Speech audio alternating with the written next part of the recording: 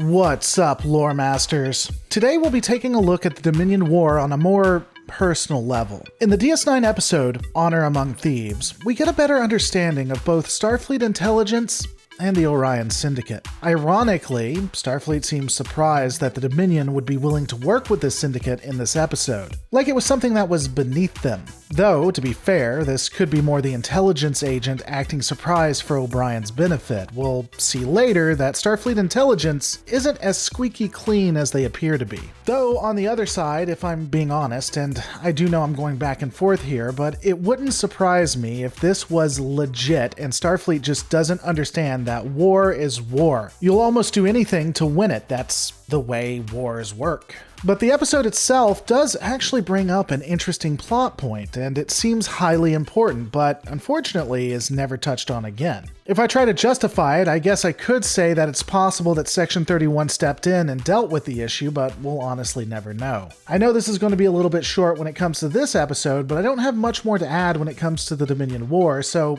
let's just move on. The mainstay of this video is going to be a focus on the DS9 episode, Change of Heart. In this episode, we find out that Starfleet Intelligence has been receiving critical information from a Cardassian informant that now has requested a high-priority in-person communication. This is interesting because it'll be one of the first clues that the Cardassian people are not all in lockstep with being a part of the Dominion, as we've been led to believe. With the Defiant and most runabouts on various operations and training scenarios, Kira decides to send the Chief Science Officer and Chief Strategic Officer of Operations for DS9 on the mission. Effectively, she is sending a scientist and the guy who has vital strategic information about the most valuable system in the war to put their lives in danger and possibly be captured to go and retrieve a spy, or at least talk to him. It's really hard to believe that Starfleet is getting the ever-living hell beat out of them, let me tell you. The married couple, oh yeah, they're married as well. Anyway, the married couple make their way to the rendezvous. The Cardassian is able to establish communications with them and advises that he is in trouble and needs extraction. The traitor to his people states he knows exactly where the founders are and what they are doing.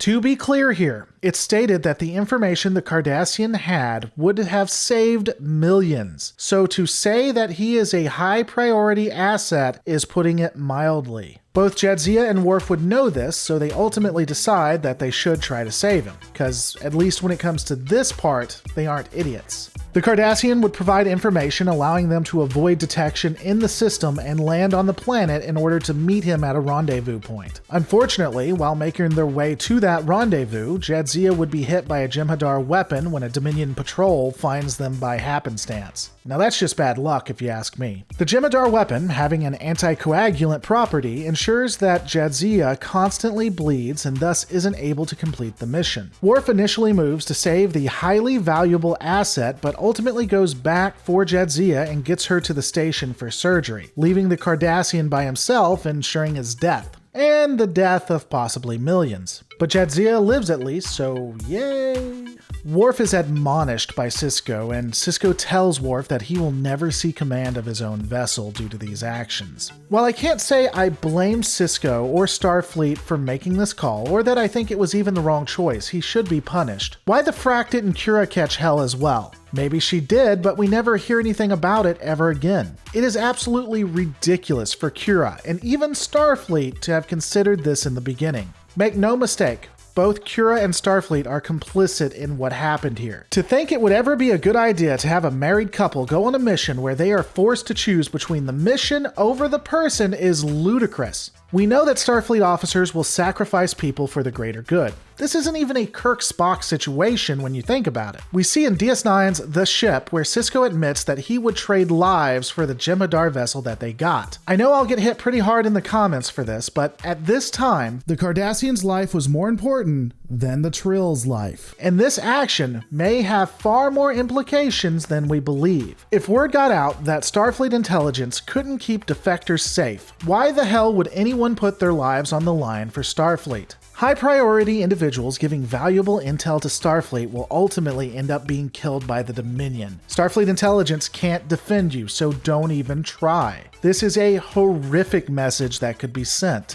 Ultimately, this was a failure all the way around. Starfleet should have never allowed married couples to work together, or hell, even be stationed on the same base or vessel. Kira should have never sent out the Chief Science Officer and Chief Strategic Officer for something that required Starfleet Intelligence or Black Ops, or hell, at least someone who specialized in this type of thing. And Worf should have never chosen Jadzia over the Cardassian. Everyone failed here, a man died because of it, and the war would go much longer than it had to.